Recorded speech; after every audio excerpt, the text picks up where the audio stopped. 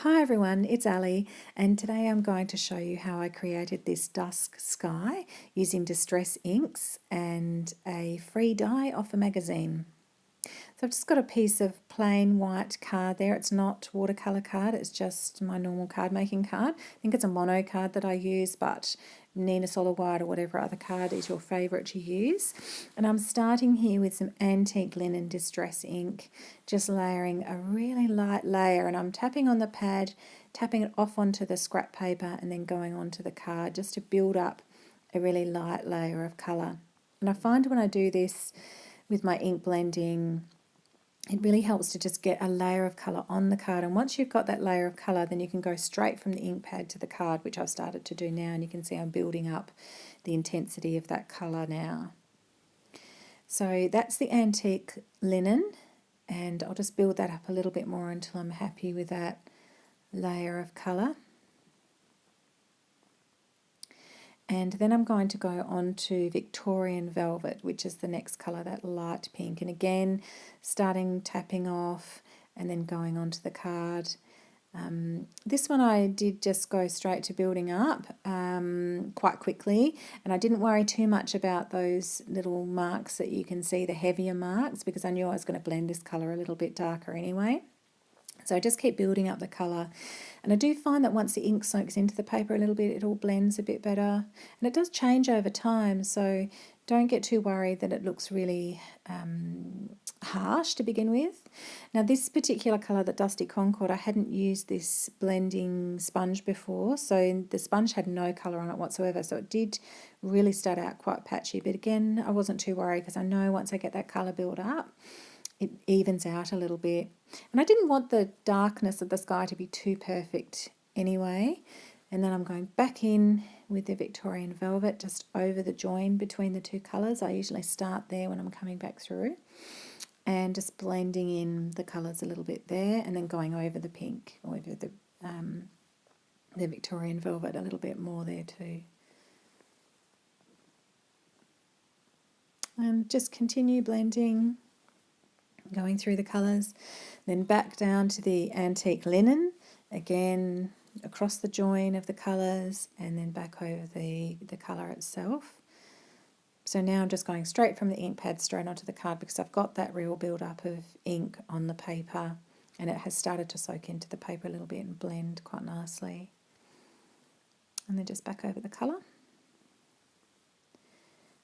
and then just back in with the darkest colour, the Dusty Concord again, over that join, and then I'm going to turn the paper around and go over the top again. So it's really quite dark at the top there. There's quite a bit of ink on that top section. A little bit more with the Victorian Velvet just to soften up that join in the colours.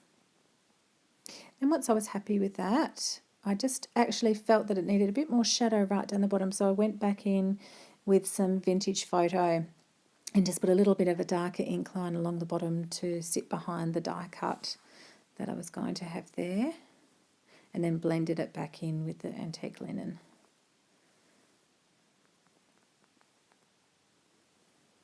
So then I was happy with that. I cut out the dies, running it through my Big Shot, or the die piece, running it through my Big Shot and black card, and just seeing how it looks there with the colours. And now I'm going to just get my water sprayer and flick some water droplets over that distress ink panel, just using the tube part of my sprayer. And you can see over time the water takes an extra effect on it, it intensifies. I've just taken off a bit of excess water with a piece of paper towel, but over a small amount of time, because it dries off even more, then it intensifies, and I did flick a few more water droplets on that. Now I'm going to do my moon, and this is Hickory Smoke Distress Ink, just sort of pushed onto one of my acrylic blocks with a little bit of water, and I'm using just a paintbrush there to sort of dab that onto the moon in fairly random patterns. It's just meant to be the shadow parts of the moon. So, and then I've just put a bit more water there to move the colour around a little bit more.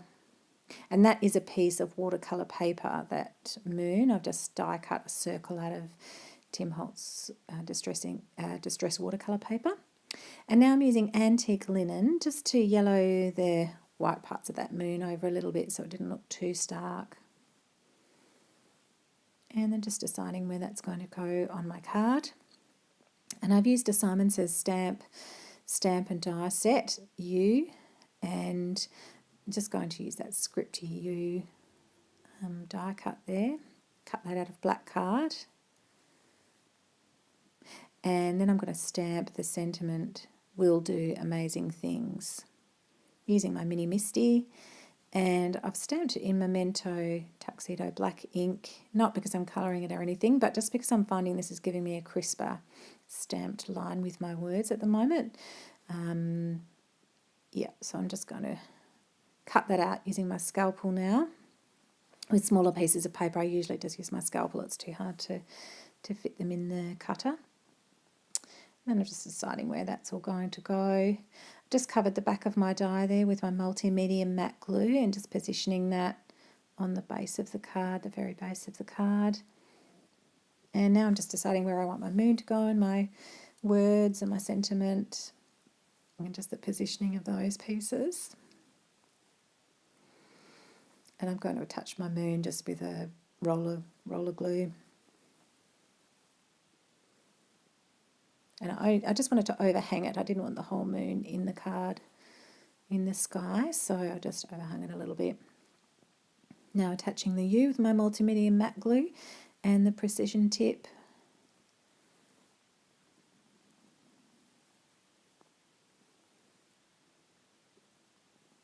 It wasn't quite straight, so I just had to manoeuvre it a little bit on the end. And then 3D foam on my little sentiment there so that it pops up, sits up a little bit.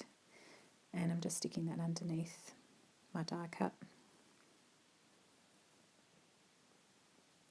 Now I'm just going to trim those overhang pieces off. I usually turn it over so I can see the back of the card. It just makes it easier to trim it straight. And there's some of the die as well down the bottom that I just trim off there, some overhanging pieces of that die. The die is from Australian Simply Cards magazine, and I believe it's issue 07 as far as I can see on the front of that. And it's quite a nice little die. And I've just got a piece of black card and just stuck that on the front of my black card base so that it covers the entire front. And that's the card. I really hope you enjoyed watching. Thank you so much for visiting my channel. I'm loving doing the videos, so I'm hoping you like them too. Thanks so much.